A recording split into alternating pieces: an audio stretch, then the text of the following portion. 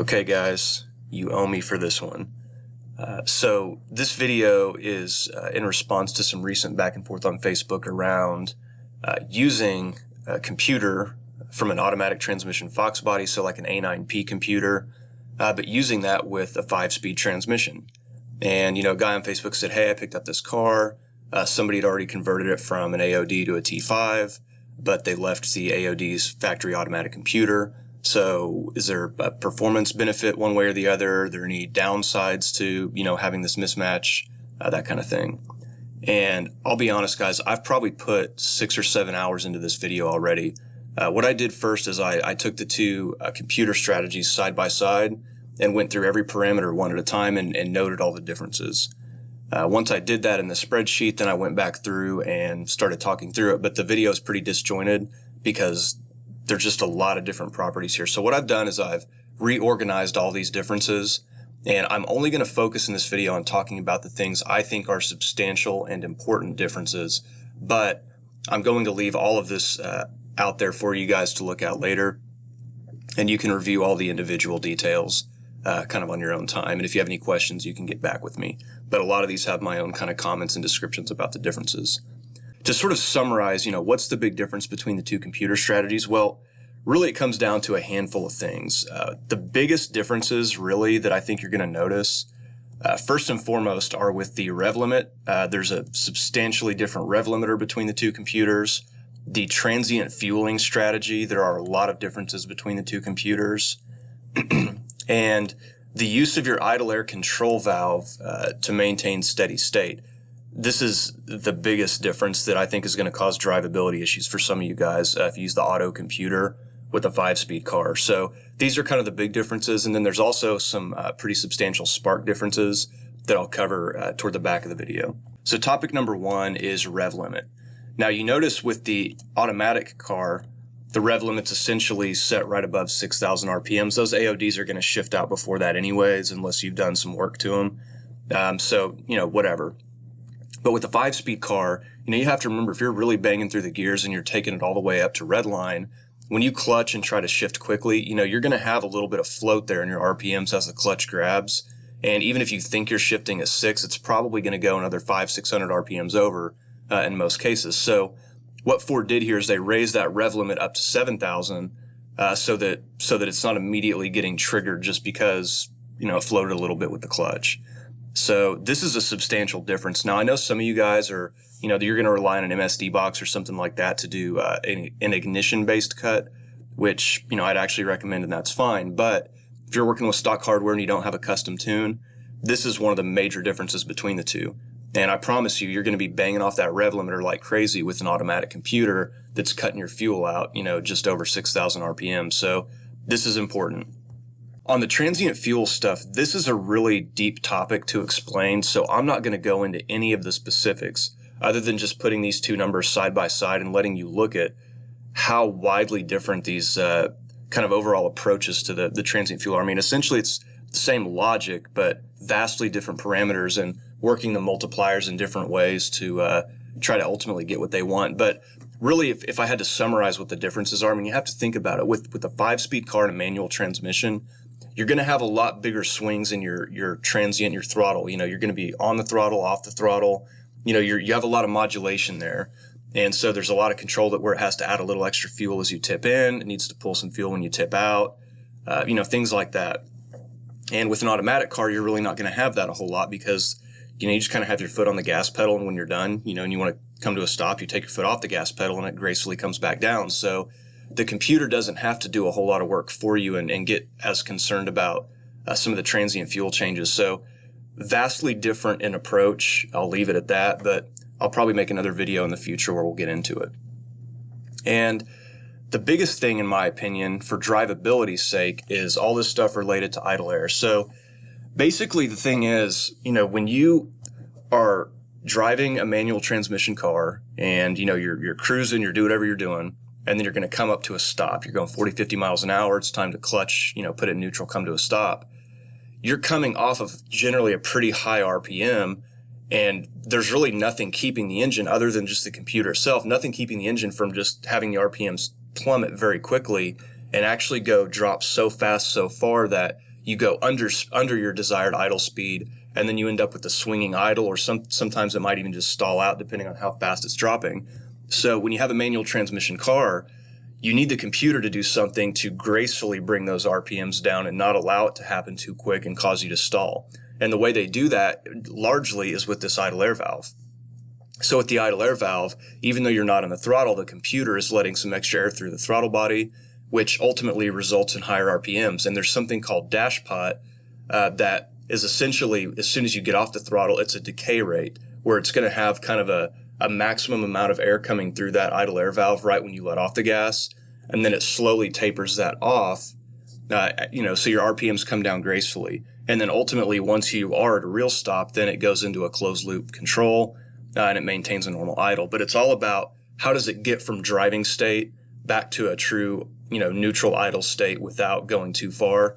And to summarize, what you really see here is these numbers with the manual transmission car are how fast that idle air valve control is going to kick in when it detects your under or over speed. And you notice how this is much more aggressive, 3 times more aggressive than what we have with an auto computer because it needs to react quicker. These controls here for Dashpot, you don't even really have the concept of Dashpot the same way with an automatic computer. So these couple key parameters right here don't even exist in the A9P for the auto. And this is basically saying, there's a transition mile per hour where it understands the car's still physically moving, or nope, we're about to come to a complete stop, and so we need to go, switch into standard idle control. So there's kind of a target RPM when you transition from one to the other. Another thing I'll bring up here is when a lot of guys do these T5 swaps, there's a discussion around, do you need to move the vehicle speed sensor and tap into the cruise control and ultimately feed that into the computer? That's important to have, and a lot of guys run without that and say it doesn't matter. Well, if your car thinks that you're always at a dead stop, with a manual transmission, this stuff isn't going to work the way it's supposed to because it doesn't realize the car is still moving. So your idle control is not going to work the way that it needs to if you don't have a reliable vehicle speed sensor signal coming in. So don't cut that corner. You need to have that in place too. So this is pretty substantial stuff. And then I'm going to bring this up as probably the most important aspect of the idle air control.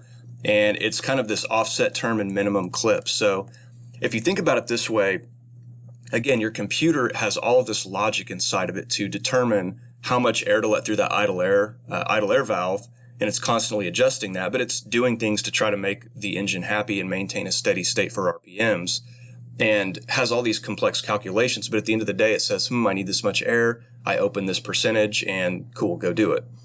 Well, what this is in the tune, though, there's a parameter that says, regardless of how it makes that calculation, let's always add a preset amount above that at all times.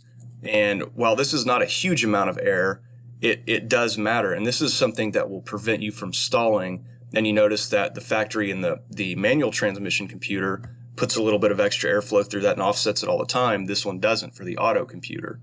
And secondly, there's something that has to do with when you're clutching and it holding kind of a minimum amount of that Dashpot air for a certain amount of time. Again, you have that stuff when you're dealing with a manual transmission computer. You don't have that with the automatic computer.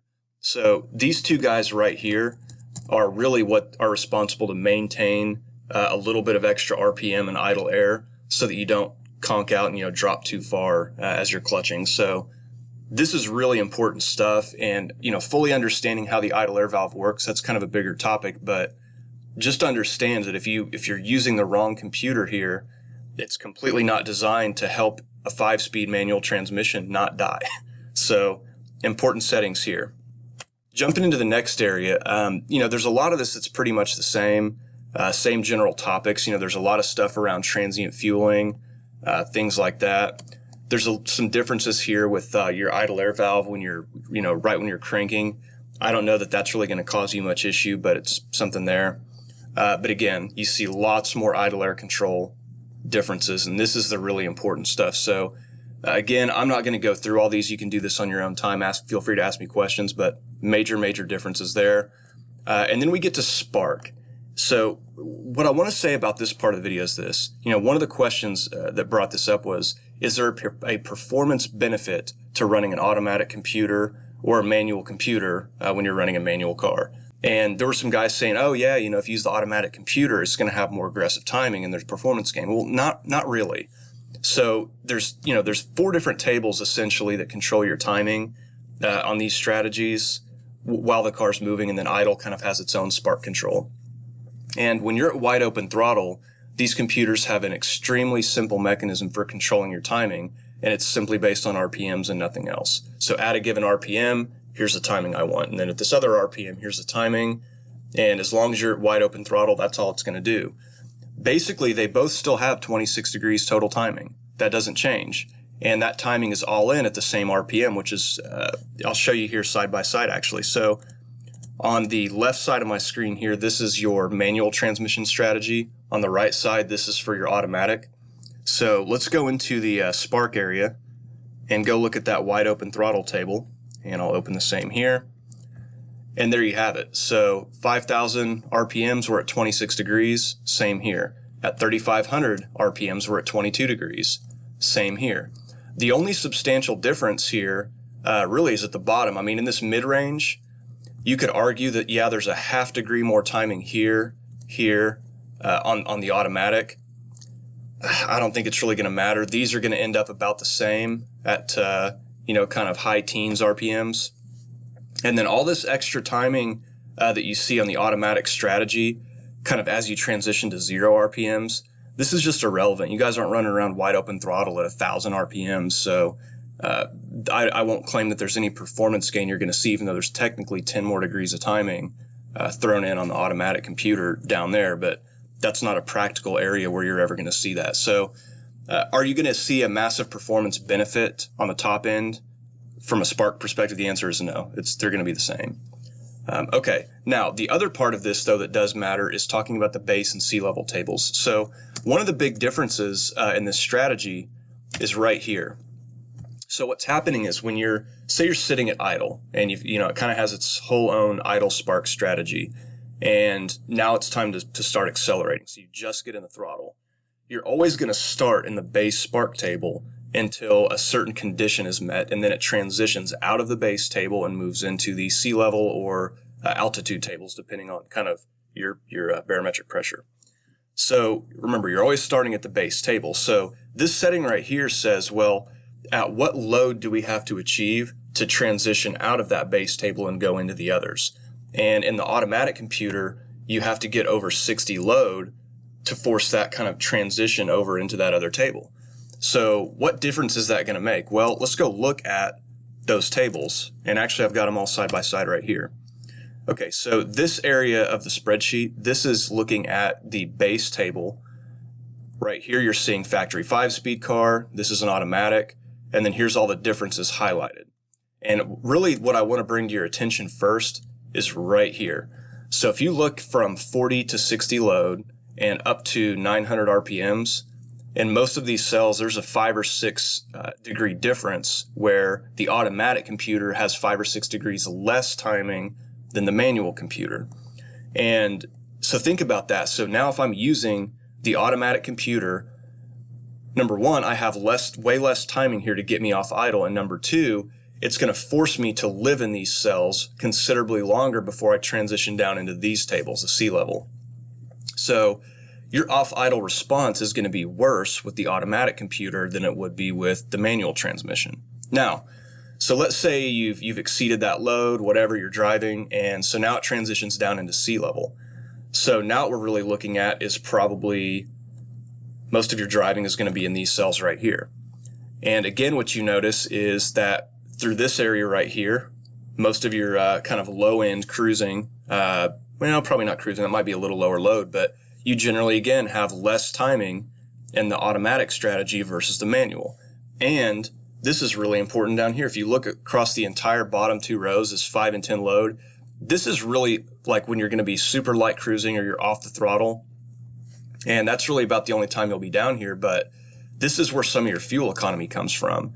And you notice that the manual transmission has way more timing all throughout there versus the automatic. So you're probably going to have a little bit worse fuel economy because of this if you use the automatic computer with the manual transmission car. And then the third thing I want to bring up is right here. And this is something I learned recently as a result of a faulty distributor that caused me to blow a head gasket. But there's a trick that I do with all my boosted cars with the stick shift where I kind of simulate what Ford did. I just take it to a little bit more of an extreme. But you notice on a manual transmission, when you're at 3,000 and 4,000 RPMs, your timing doesn't keep climbing like it does down here with the automatic. It basically flattens out at 28 degrees and they hold that all through here.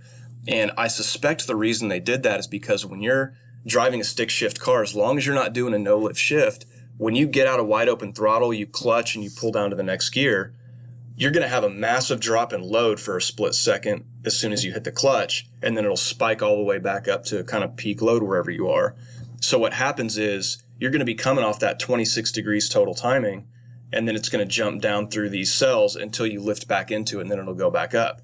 Well, if you use an automatic car, what that means is you might have a massive spike in timing for a split second, and then you're going to have excessive timing on tip in when you get back into that next gear as it's transitioning back out. So while technically you might look at this as a performance benefit saying, well, the automatic has 6, 7, 10, 11 degrees extra timing down here, you're not practically going to ever be living in here while you're driving. So you're not going to see a performance benefit from this difference here.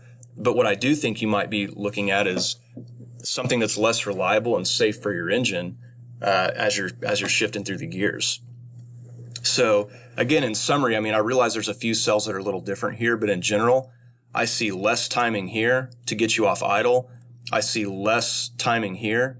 I see way less timing here, so your fuel economy is probably not as good. And the safety that you gain from not having these spikes in timing here, you're going to lose all that. So that automatic transmission strategy is just, this timing table is not designed for a 5-speed car, and it kind of shows in all these different ways. So this is really the biggest difference, guys. What I'm going to do is I'll save this spreadsheet. I'll put this in the link. I'll put it on like a Google Drive.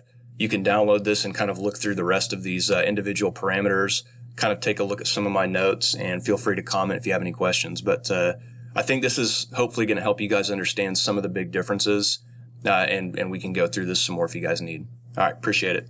Good luck. Godspeed.